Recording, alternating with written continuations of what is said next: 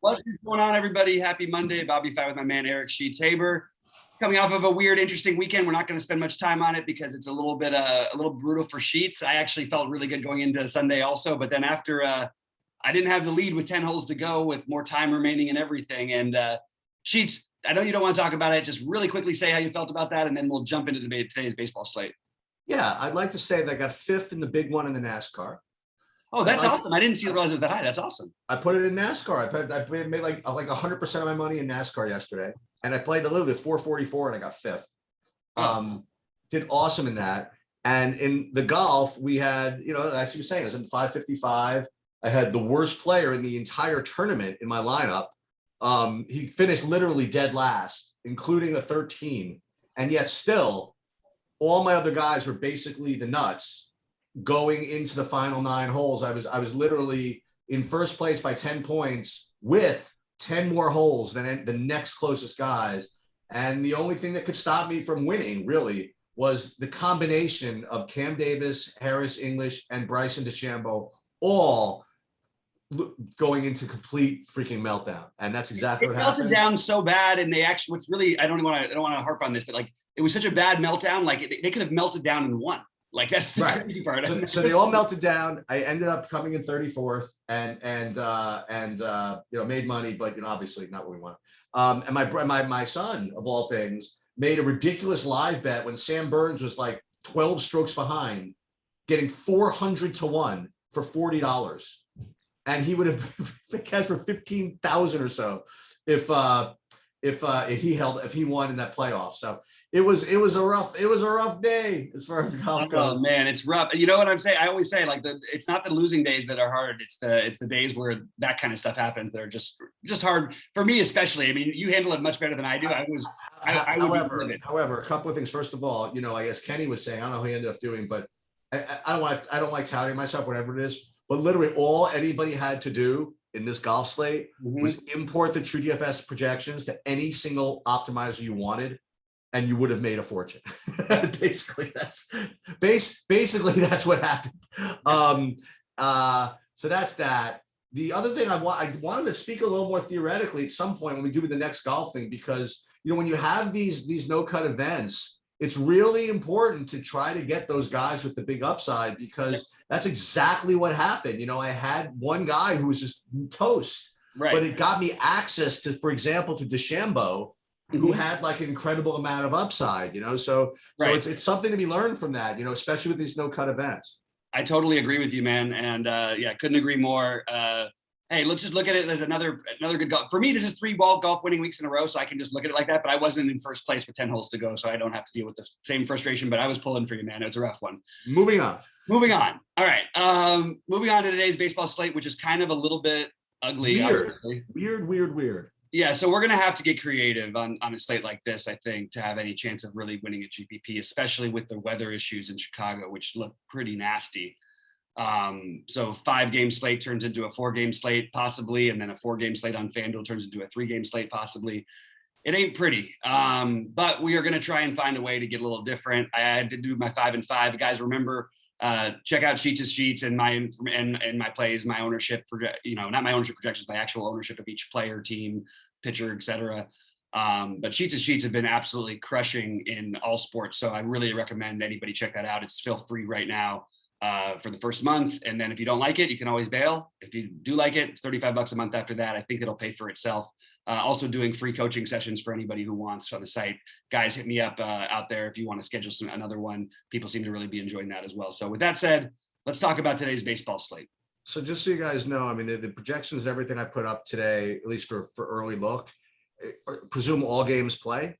Just letting you know what it presumed. Once it gets closer to lock, and the Cubs game looks to be even grimmer, I might update those or whatever. But I mean, there's no reason to take those projections down, right? Right. So we're gonna leave it up there for now, and we'll operate on the assumption, I guess, it doesn't, but we'll be able to figure it out.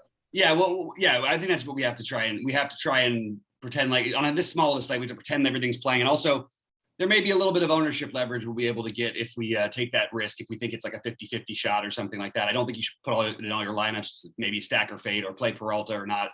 we'll get into that in a minute. But why don't you pull up your screen and we'll go game by game here. Yep.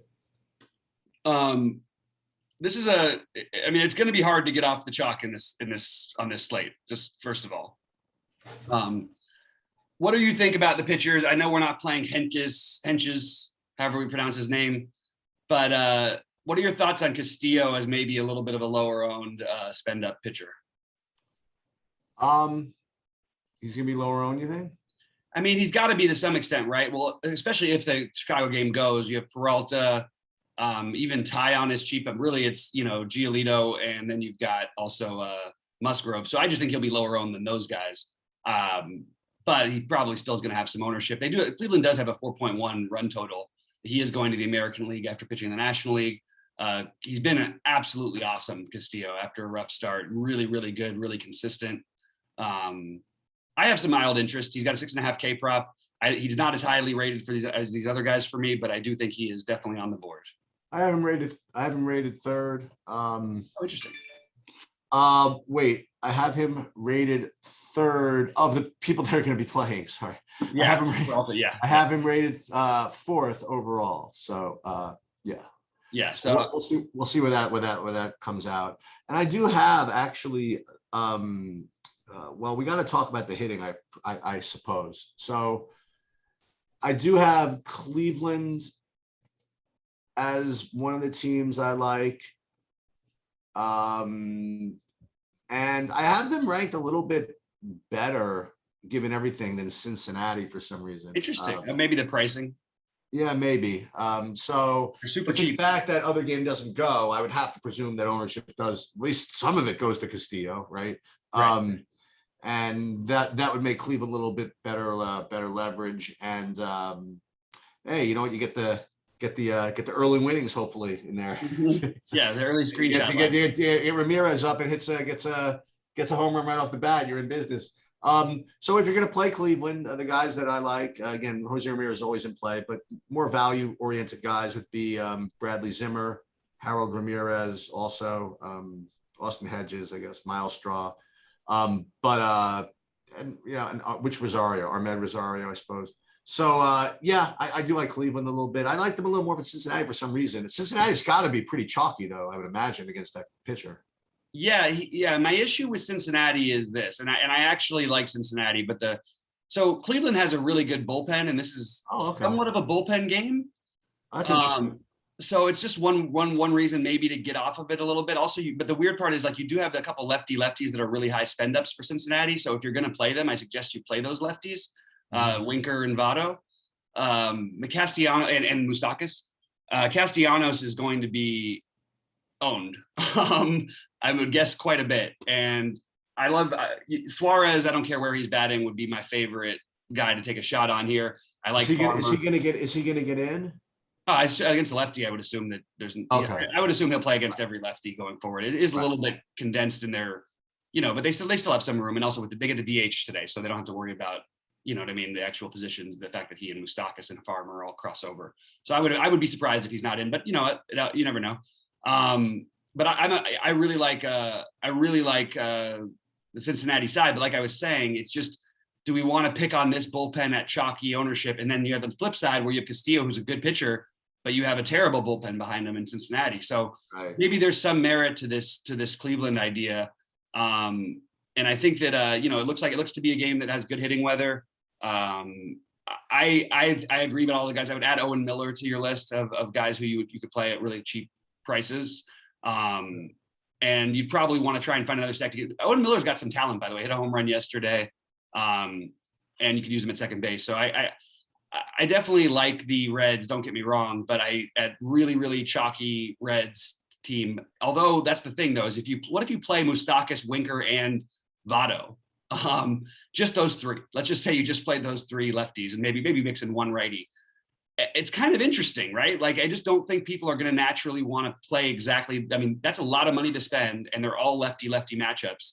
But they're guys who they're lefties who can hit lefties. Less so Winker, not as much this year, Votto, but historically we know he can always hit lefties. And Moustakas can hit everybody. So I just think that would be the way I would go about it. I do think Jose Ramirez is one of the best plays, maybe the best play on the slate, even against Castillo. Power, speed, upside, stole 2 bases yesterday. Yep. Castillo's pretty good at holding runners on for the most. He's decent, I should say.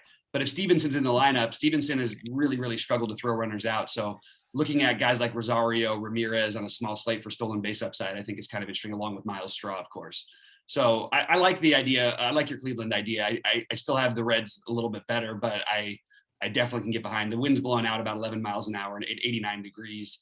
That's really, really good hitting conditions in Cleveland. So it's definitely a game you're going to want pieces of, in my opinion. The problem is we're going to say that about each game because we don't have a lot to choose from and there's a lot of high run totals. All right, you ready to move over to Milwaukee and Chicago? Yeah, let's start with by the way, I'll remind everybody is that there's it's an interesting lock time today because they have the first game here on DraftKings at 6:10. I guess we're going to go on at like 5.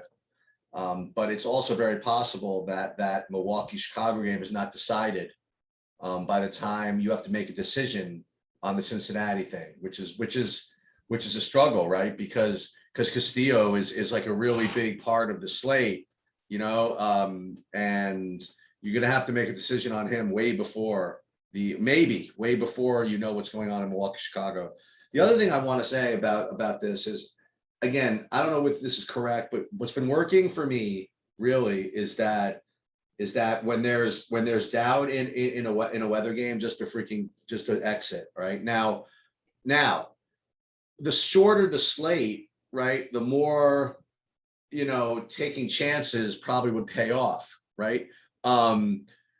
What I'm just kind of hoping, thinking about this, is that the game is orange for the all day, and then like with about an hour before it goes to yellow orange, and then I exit anyway. You know what I mean? And then and hope that people say, "Ooh, yellow orange, I'm going to take that chance now," and then I'll exit, and then it rains out. You know what I mean? I think that's actually that and if the worst case if it plays, then you know what? I'm fading huge chalk. So I think that is probably gonna be my lean.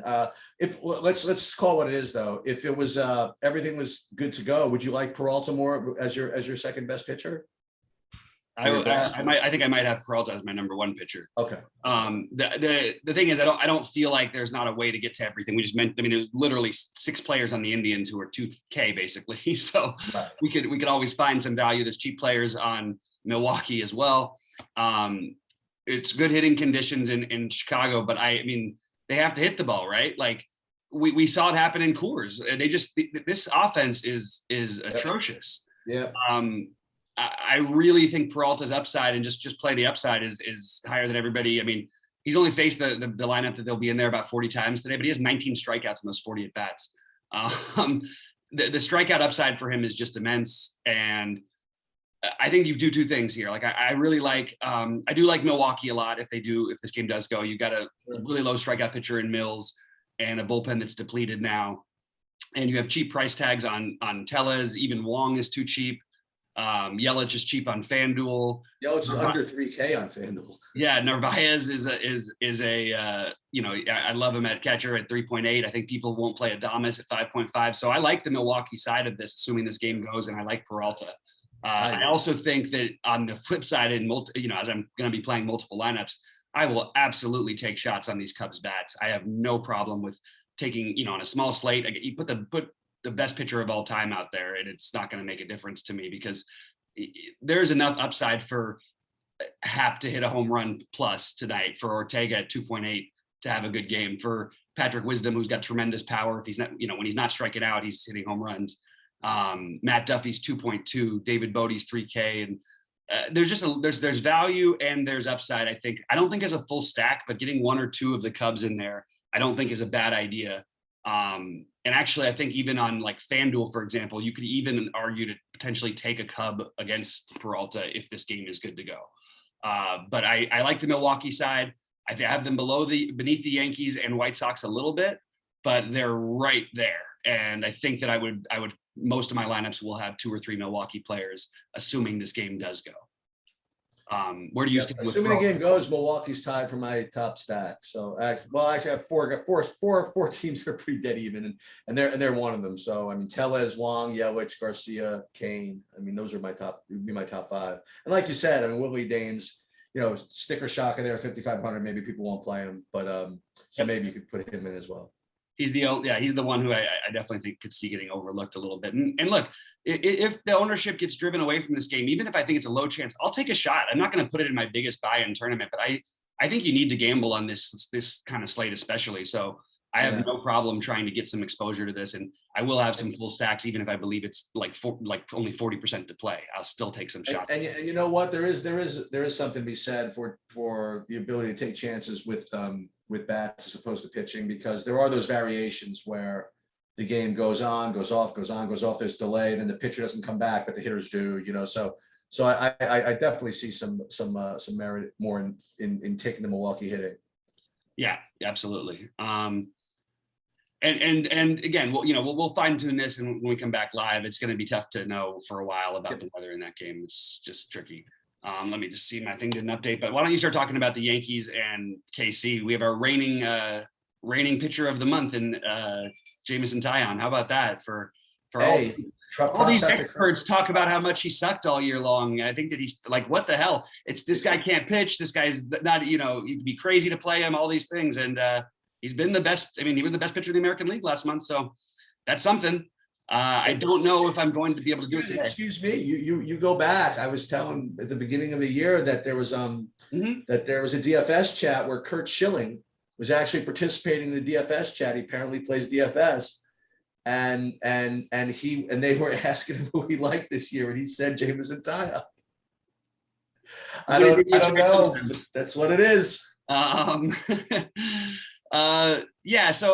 here's the thing with Taillon here. Like, the upside is probably limited in this matchup. He's got a 4.5K prop. First of all, that's one of the bets that I posted on my bets of the day. I definitely like him to go over the 4.5. That seems like a really, really low number. At the same time, I don't know how much over it I expect him to go. I don't know how much I'm actually going to be able to get Taillon into my lineups. He's going to have some ownership too, which is going to make it even trickier. One thing that's kind of interesting in this game, and that I just want to talk about it because I don't think other people are thinking about this.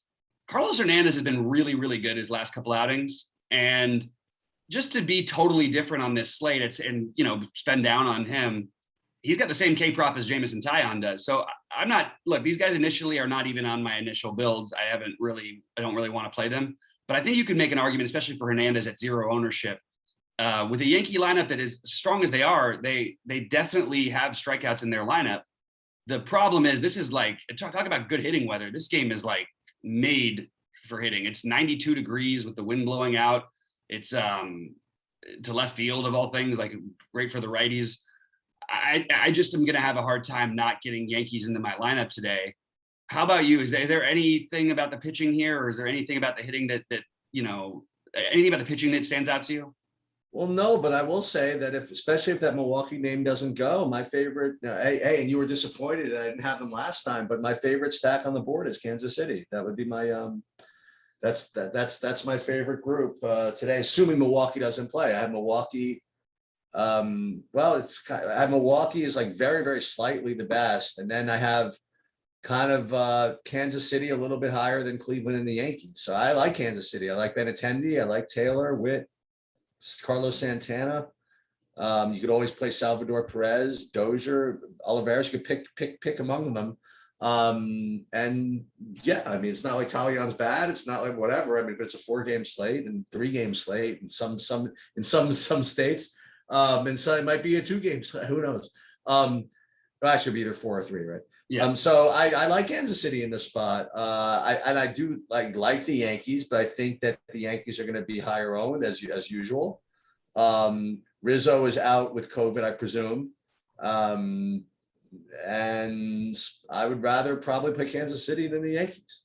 Yeah, I'm interested to see how these lineups come out today, because we got the Rizzo with COVID, but also it's a Monday. We know that's always, you never know exactly who's going to play. The only issue with KC, I actually don't think they're going to be crazy low owned. Well, of course not. It's like a 2-game slate. No, but I mean, it's like against Taillon. I mean, he's legitimately pitched like an ace lately. But what I do like about KC here is, if I'm playing bats here, I mean, sure, Salvador Perez, sure, Carlos Santana can hit a home run, but I like the Merrifield Benintendi quite a bit. one thing about Tyon is you can absolutely run on him. And I think that that's something that I want to take advantage of today, just because it's a small slate. Those stolen bases become so much more valuable. You don't need the 2 home runs from all your hitters to win a tournament. So I like the idea of maybe getting Michael Taylor, Merrifield, and Benintendi into my lineups, into some lineups anyway. So I kind of agree with you there. And I actually think, Witt has just gotten so cheap because he hasn't been hitting much, but I really like him. And I like Benintendi. So I can get behind that. I don't think I'm going to fully stack them, but I do like that. If you're going to pick Yankees, there's the obvious main suspects, Judge and Gallo. I'm guessing those would be your favorites, right? And Stanton. Yeah. But what about if there are going to be there's going to be lower ownership on Glaber. There's going to be lower ownership on Odor, and those would be guys who I have no problem getting in there either. I like the Yankees stack. I do have them currently as the top stack, but I'm very open to changing my mind based on ownership. And I like your KC call. I would just say that I don't expect him to be crazy low owned personally. I also always like Luke Voigt against righties. Yep. He was like 5K like last year, I think. Oh yeah, he definitely is. He's going to be I think he's going to end up being really popular today. Yeah. So I like this game. I think this is a key game from the hitting perspective. Yeah, totally agree. I still am going to take, look, in my $15 lineup, you're going to see it. You're going to see a Hernandez in one of my lineups. You're going to see a Tyon in a lineup or two, but that's certainly not a priority. Oh, this is frustrating. I want Giolito. I want this game on a bigger slate. I think Giolito goes nuts tonight. I think he has a monster game. This is a lineup that he completely owns and hasn't faced them in a while. They're depleted. Since he has. He's got about a 45% K rate on a pretty good volume. I think 170 plate appearances against the current standing lineup. And then you get other guys in there like Larned. I think I could make an argument for certainly playing some really low owned Minnesota. And by the way, it's another game with good hitting conditions and a really like Minnesota with almost a 4 total. But I love Giolito today. Having said that, I have to get different. So I'm going to try and where I'm not playing Giolito, I'm going to try and take some bats from Minnesota. And you've got cheap options sort of a la KC, but they're going to be much lower owned. Depending on where Larnach, Cave are in the lineup, those would probably be 2 of the ones I would look to. And then there's the middling guys, Jeffers, Rooker. Kepler has a good history. He's like the only guy with a good history against Giolito on this Minnesota team, but he's expensive, so no one's going to play him. And Miguel Sano, I will remind people, is better against righties. So I don't mind if we want to take shots at Minnesota. I happen to think Giolito has a really, really, really strong game tonight. And I'm looking at the early projected ownership on the White Sox. If it's going to be this low, this might be where I switch over all my ownership to. Because outside of Eloy and potentially Cesar Hernandez, it looks like they aren't going to be particularly owned. Do you feel like that might be that could be? Well, I see. That's the thing. I have the White Sox as one of my top stacks on FanDuel. Right. But on DraftKings, I didn't get to them. And I know you have prices. I know you have your theories about this. That you should just go ahead and play them on DraftKings because people are going to play them. They're going to play them on FanDuel, and they're not going to play them on DraftKings. And I mean, what's really the difference? How about Friday? It's a great example. This is Friday, and it was a monster slate. Everybody, literally 1%. And I talked about it on our show about how I love the Blue Jays upside. I love the Blue Jays upside. I always play the Blue Jays, The one day I don't play the Blue Jays go out and completely go nuts. And literally nobody was like 1% owned. They were like 0.5% owned each. And they scored 12 runs or 14 runs, whatever it was. Anyway, I'm with you. I like the White Sox. I'm very, very, very happy to switch my Yankee ownership over to White Sox. Minnesota has a terrible bullpen. I don't know enough about Bo Burrows. I know a little bit about him, but he's basically probably just going to pitch a couple innings anyway. So you're talking about a bullpen game. And if people aren't going to play these guys, I'm very, very happy to make them my primary stack if these ownerships are right. The problem is this is factoring in Milwaukee and Chicago playing, and that's going to change things a lot. So I like the White Sox quite a bit. And I like Giolito, but I'm definitely going to get some Minnesota bats where I don't have Giolito. Okay, so I have a take here, and this is for all the people that have been in the Discord and in my live stream saying, Sheets, you don't even have opinions on the players, you don't know about baseball, all you care about is your numbers, all you care about. I get that a lot. They're like, you don't know the game, you just rely on your stuff. So I'm going to just continue to pile on to the same take. So So Giolito once, he had a big ceiling game, and then I was hearing that the anti-sticky stuff then was gonna affect him, whatever it is. I didn't care. So I played against Milwaukee, no luck. I played him against Kansas City, and as I remember and as I discussed, he was totally cruising, doing really, really well, and for just absolutely no reason, he gave up like 1 run, and they took him out after 80 pitches, and I'm like, what in the hell is going on? And so then maybe I was steamed because it cost me something. And then in the last game that he was pitching, I went through the same thing. I'm like, listen, something is really fishy is going on. I don't like that they pulled him out. I'm not playing Giolito. I got off of him and he got freaking rocked. Okay. So I am not playing him today. I'm going to fade him. I'm going to announce there's something wrong. So again, I have literally no evidence to support that at all. Well, you have some. I mean, you made a good case. I mean, other than my own totally biased observations of what I saw. So on a 3-game slate, 4-game slate, that's a perfect opportunity for me to fade him. So that's what I'm going to do. And then that's just the bottom line. I like it. I think it's good. Take a stand. I'm totally a fan of that, even though I do like him. So if you're going to do that though, don't you think you should play some Minnesota bats? Yeah, maybe. I mean, to me, that would be the logical thing to do. Not only are you leveraging against what's going to be a 50% owned pitcher. Yeah, I like Polanco, Sano. Arias did well for me a couple of games ago. Larnach and Rooker. Yeah, Rooker. Kepler, I guess, too. I don't know. Yeah, I mean, Larnach, Cave, there's power in these left-handed bats, and Sano, and there's, then you've got Polanco. They're really cheap. I don't think they're going to get ownership. So I love that. I love the taking the Minnesota side of things just from a game theory perspective, even though I happen to like Giolito quite a bit tonight. Yeah. So anyway, and again, go ahead. Well, welcome to the last game and the real legitimate chalk. I mean, like the Uber chalk of the day. The Uber chalk is going to be Joe Musgrove. The really clever pivot is going to be Zach Thompson, which people are going to do some of. Yep. But it's it's a tough matchup, no question about it. I don't think that there's a whole lot. Okay, I'll make my look. I think Musgrove obviously is a good pitcher. This is a great matchup. He's looked really good after struggling against, for a little bit now. I will say in the last time he pitched against these guys in 6 innings, he only had 4 strikeouts. That's something I'm looking at. You know what I mean? I'm looking at the fact that he's going to be 7 million % owned, especially if we lose Peralta.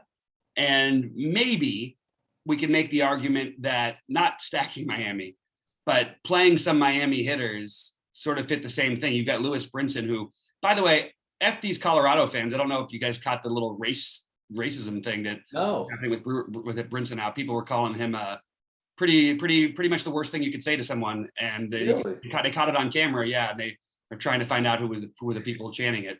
But really, that's just disgusting. I do think that if you're not playing Musgrove though, Brinson, Aguilar, Alfaro, those would be the guys I look at if you're gonna try and fade Musgrove, which he's in my main lineups right now. But I absolutely think that same thing you said about Giolito.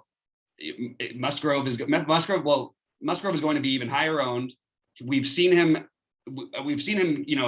struggle at times. And again, we've seen him not be able to strike anybody out at times. Then he'll just go and throw an absolute gem.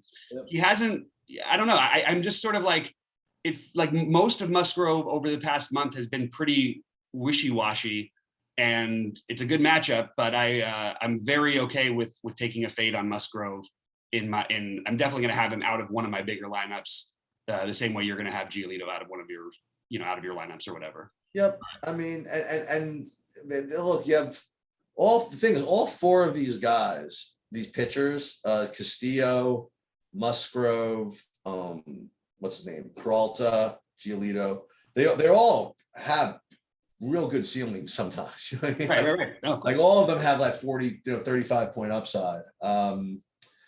Just it seems to me that Musgrove, I mean, this is why he's going to be owned. I mean, he's got a little more safety because of the matchup, and his price. So it's going to be, I don't want to say tough for me to fade him. I'm sure I will. I'm sure I'll fade him in some lineups or whatever it is. Because you can fade him and take have 2 great ceiling pitchers. You know what I mean? And So I think I'm with you. I mean, he's going to project to be the best play. Probably is the best play, but that doesn't mean you have to play him. Right.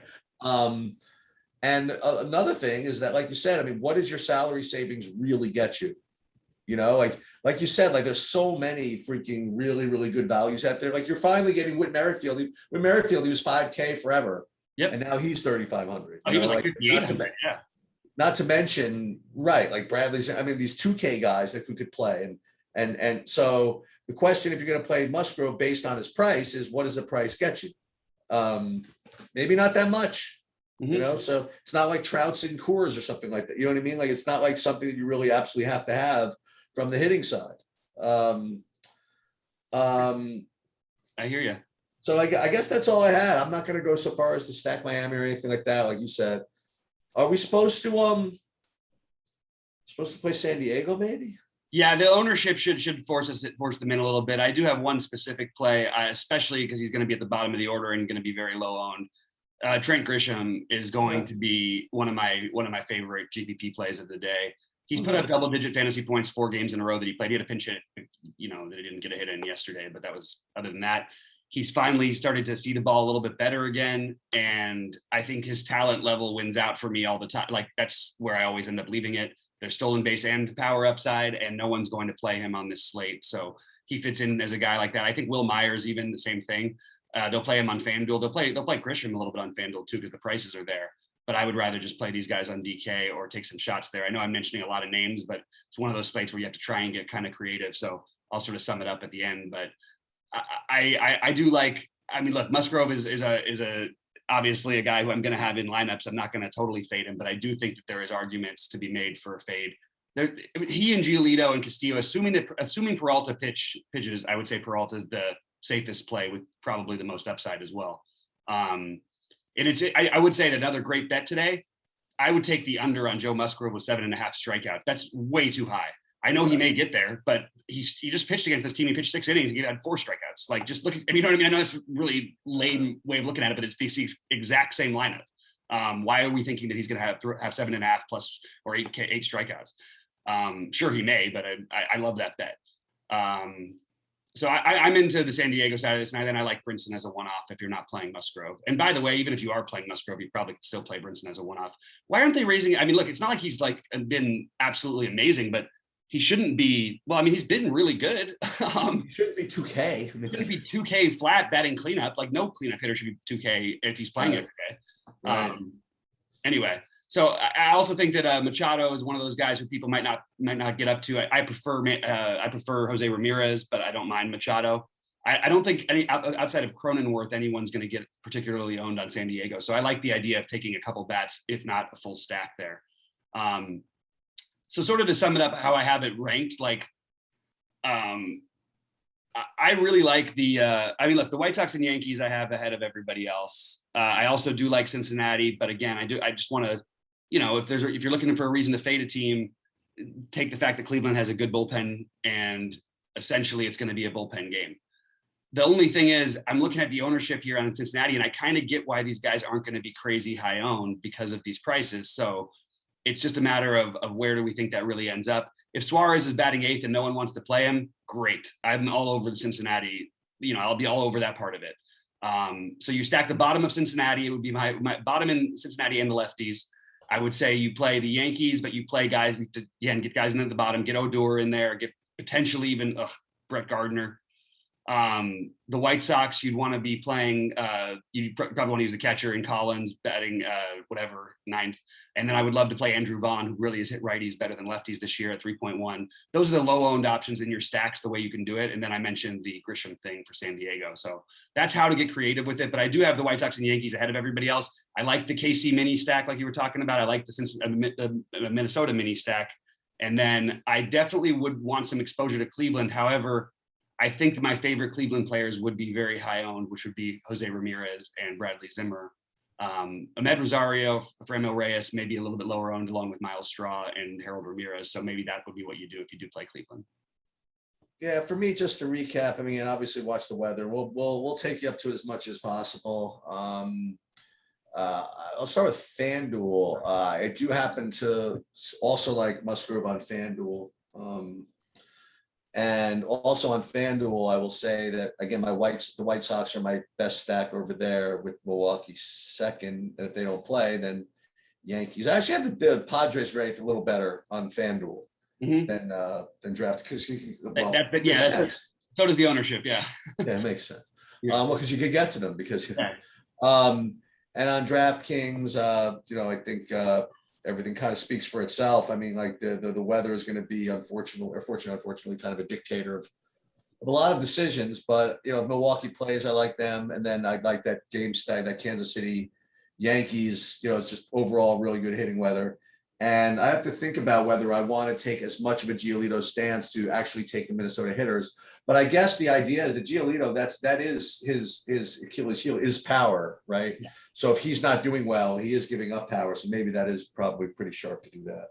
And it's pretty much my thoughts. Yeah, I'll just mention one thing about that Twins game. You do have the wind blowing in from center field at about 9 miles an hour. Doesn't matter as much in Minnesota from what I remember, but it also was very warm. What is that? That's all right. It's my computer. Doesn't matter as much in Minnesota, but if you're looking for a reason to maybe fade the White Sox or whatever, that would be a little bit of a boost. You're looking for any little edge you can get on this slate like this.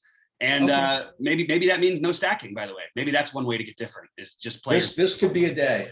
This could be the day. Yeah, I totally agree. And I think there is real value in playing. I really am starting to get more on this KC thing, the stolen base upside. I mean, even if they if they score 3 runs, if you get 4 stolen bases out of Merrifield and Benintendi combined, that's not out of the realm of possibility at all against a guy like Tyon.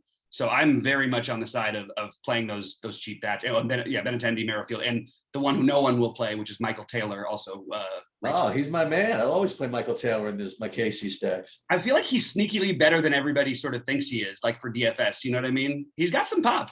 Look at his last 4 games: 21, 15, 10. Like he's 2,100. By me. All right, so it's a weird slate. I would say just real quick, my I did it in my 5 and 5 video, but Ramirez, Grisham, Judge, Moncada, and Votto I have as guys who are priorities for me, along with Merrifield and Benintendi, like we just talked about. And there's extreme amounts of value. I did post all my value plays, so you can check those out on truedfs.com. Sheets, anything else before we get out of here? Yeah, I guess, one thing just to piggyback off what we just talked about, if you're going to use, for example, like the True DFS sheet, the sheets and projections, and upload them to optimizers, you probably on a day like this don't want to force in stacks. You probably want to just kind of if you get a couple of 3-2-2s, whatever it is, just kind of live with that. And not just cram in 5-man stacks on a slate like this. It's gonna be very hard to get different unless you're playing like a completely unowned team, which is just none of these teams are.